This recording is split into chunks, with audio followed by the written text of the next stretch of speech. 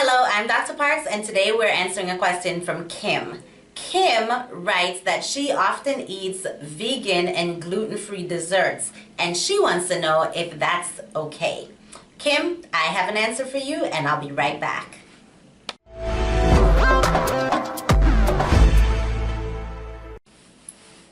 Hi, Kim. I am so happy you asked that question because I too try to eat a lot of gluten-free products because I do have a gluten sensitivity. I have all sorts of problems when I eat too much gluten, or it's in my system a lot. Definitely having more vegan options are also, that's a good choice, especially if you're vegan. You want to be able to have some simple pleasures.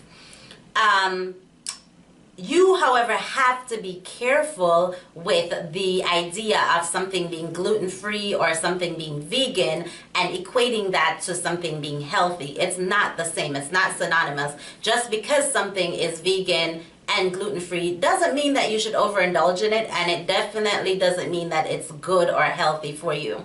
The truth is, when you take out animal fats and animal protein out of something, and you take out wheat out of something, you have to replace it with something else in order to make it taste good, because God knows some of these, vegan and gluten-free things do not taste like the real thing. They do not taste good. And over the past few years, we are having so many other options with vegan and gluten-free that taste amazing. And I'm like, oh, I'm in heaven, because now I can have a cupcake or donut or something that's vegan and gluten-free. The truth is, they have to be replaced with something.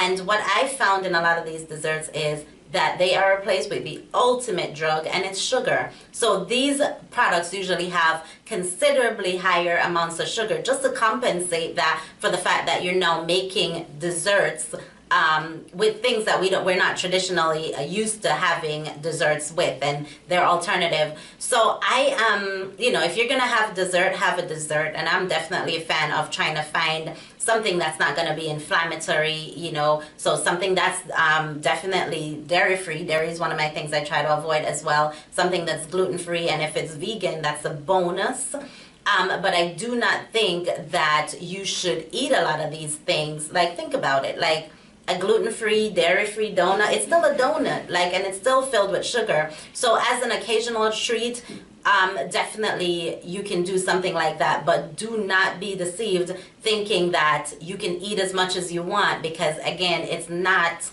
healthy. It's usually something that's highly processed, even though it's gluten-free or dairy-free. It's something that's highly processed, and we really want to avoid processed foods. My motto is, if you can't really, pick it from a tree, or if it didn't have a mother, it has to be processed in some way to make it, for you to eat it. If there was a cupcake tree, I would probably live under it because I love cupcakes, but there's no such thing as a cupcake tree. So I really am very careful about when I eat things like that. I have an amazing recipe for you to make your own gluten-free dessert. I have a great cupcake kind of recipe that I am going to make available for you. So if you're dairy-free, if you're vegan, and if you're gluten-free and you're looking for something that's just easy to make, that you control the ingredients that you're putting in it, so you know everything that's in it, and there's not a lot of extra sugar or extra natural additives, you can go to drparks.com/cupcake and download it. Remember, when you have health questions, ask Dr. Parks.